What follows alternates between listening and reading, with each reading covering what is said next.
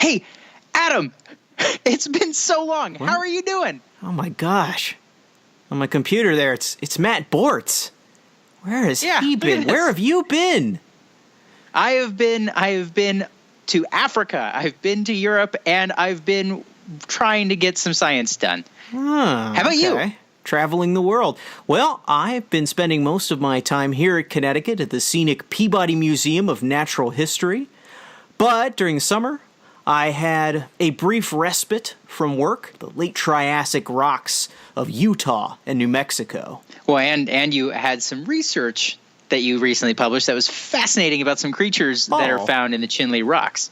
There are many stories to tell, actually, this summer about the strange and exotic world of the beginning of the Age of Reptiles. And honest to gosh, it just keeps getting stranger the more we learn about it. And I want to hear all of it. My name is Matt Bortz. I'm Adam Pritchard. And you're listening to Pastime.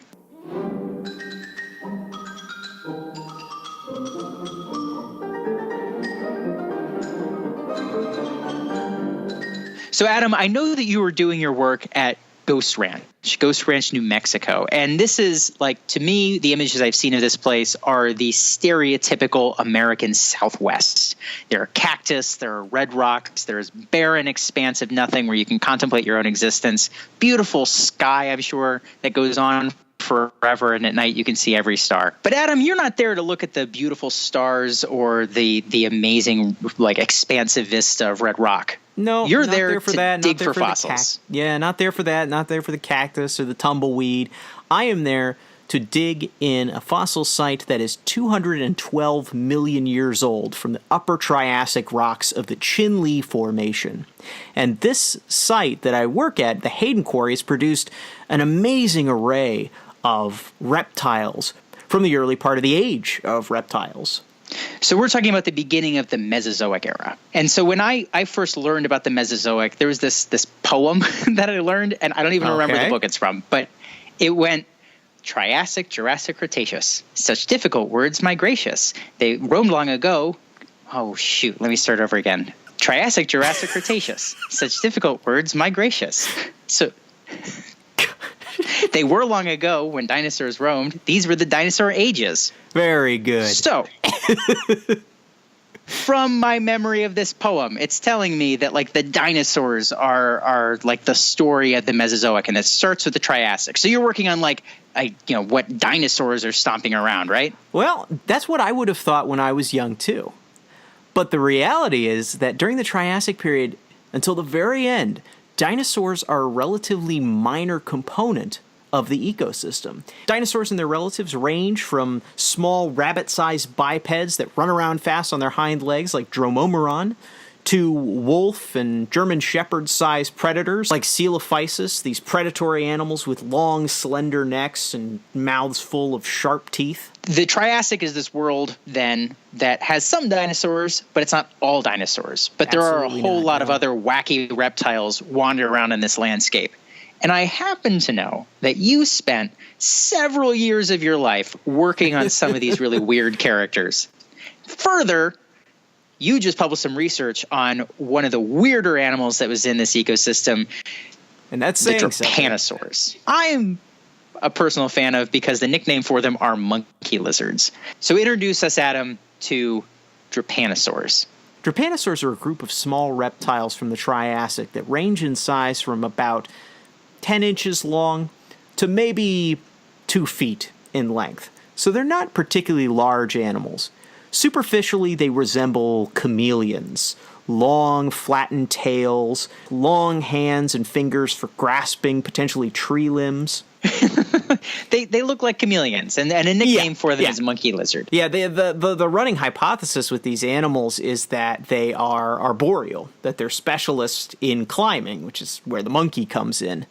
Like, some of the species have exceptional kind of convergent adaptations on some modern animals to accomplish this. Like, not only are we dealing with animals with long, slender fingers that might be really good at grasping limbs, but the tails of some Drepanosaurs end in what looks for all the world like a claw.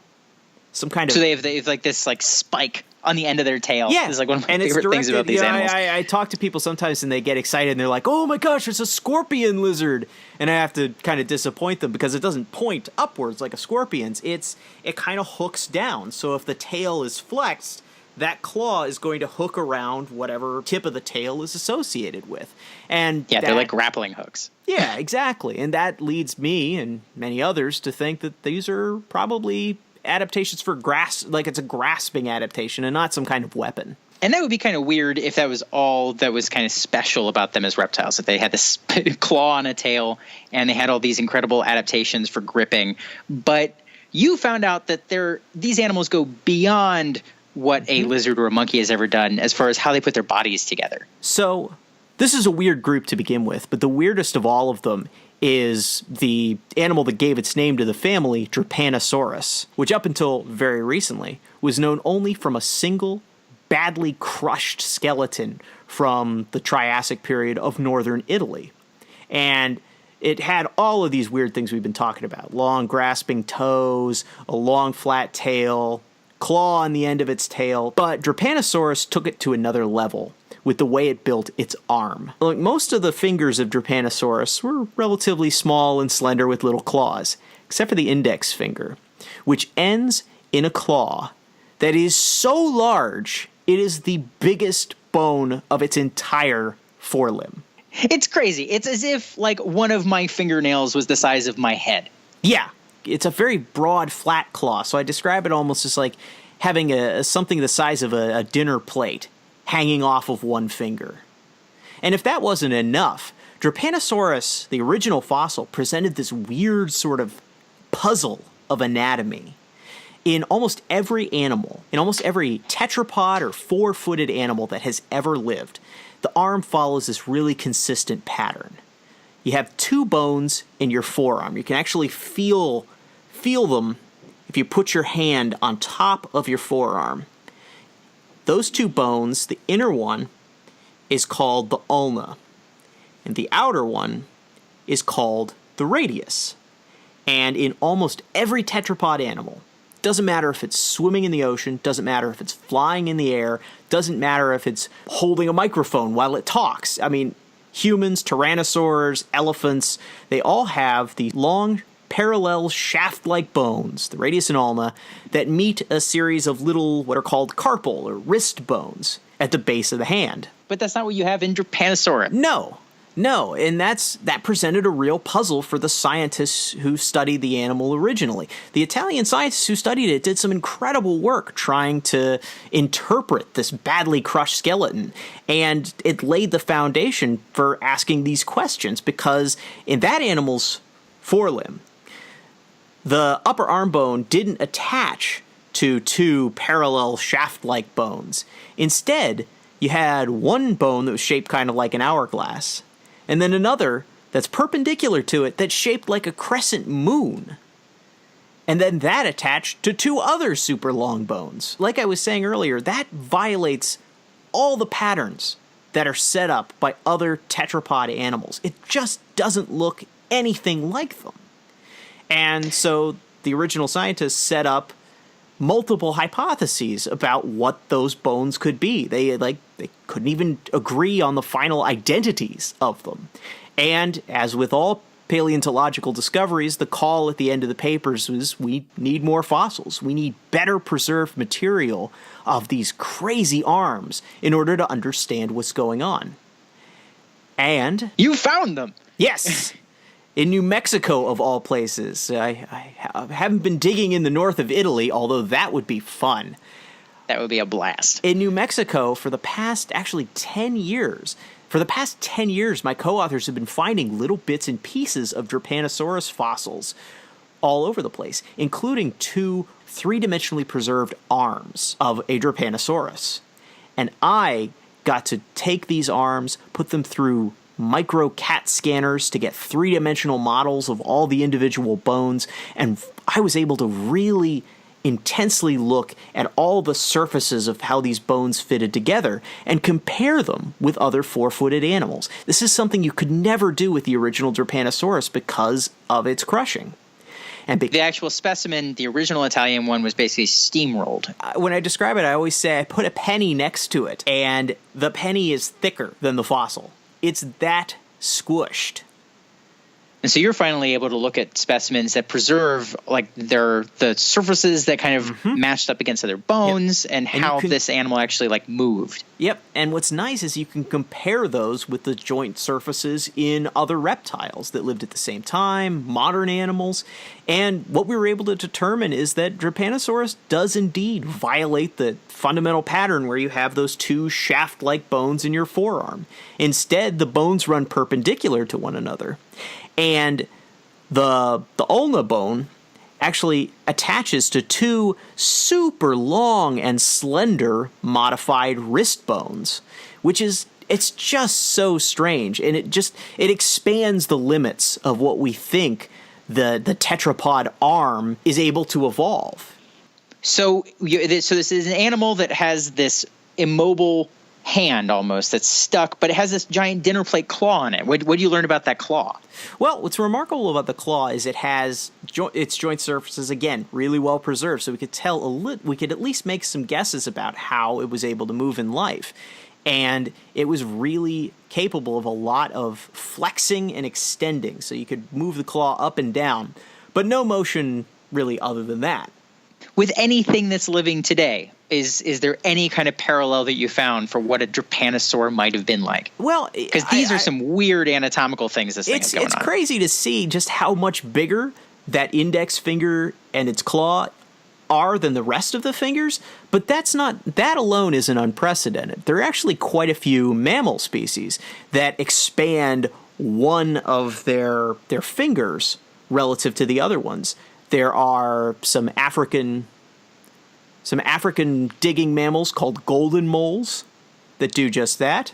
There are marsupial moles in Australia, and perhaps most comparable to Drepanosaurus in many ways, anteaters.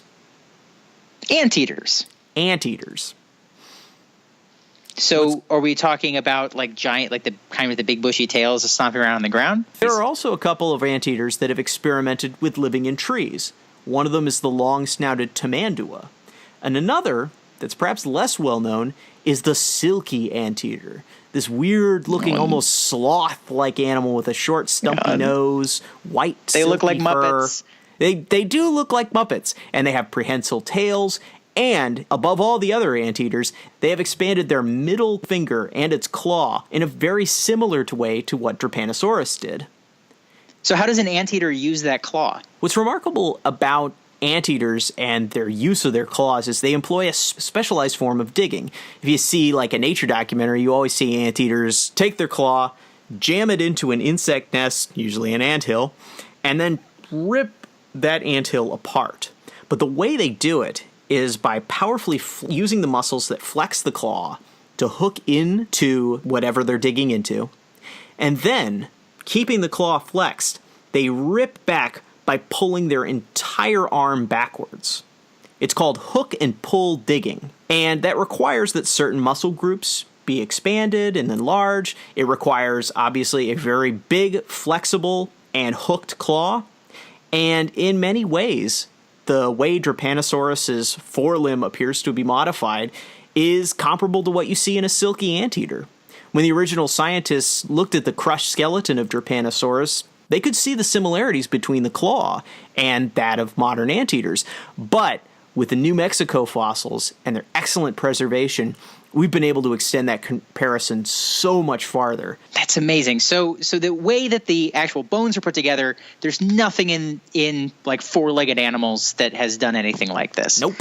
Like there's animals like you look at a bat compared to a pterosaur. Bats and pterosaurs both make their wings by getting like super long fingers. So at least you have some parallels there. But this thing did this crazy rearranging of its bones in its arm that no one else has done. But it's ultimately accomplishing something that we do see in modern animals.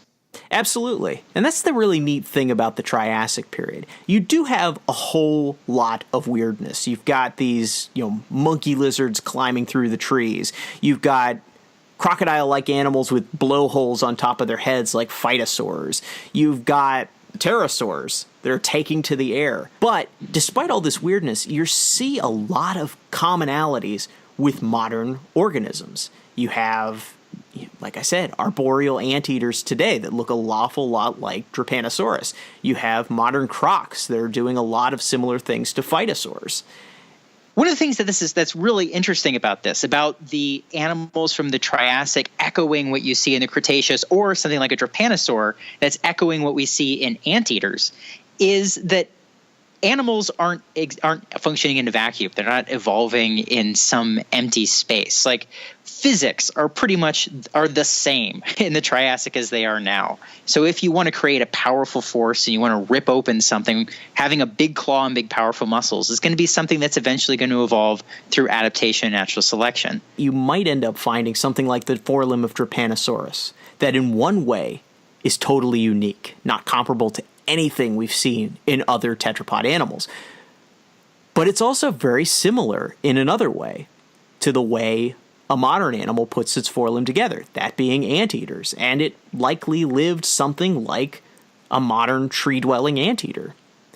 That's why I love the period. You never know quite what to expect. You never know how modern it's going to be, or how weird, or how ancient. Adam, you're going to keep learning more about the Triassic and keep track of all of this. And you're going to come back and make sure you tell me, and then we'll record it. And then other people can learn while I learn too. Absolutely. Right? And I think they can also learn by following us on Twitter at Pastime Paleo or liking us on Facebook. Those also sound like great ideas. They are great ideas. My name is Matt Bortz. I'm Adam Pritchard. And we'll see you next time on Pastime.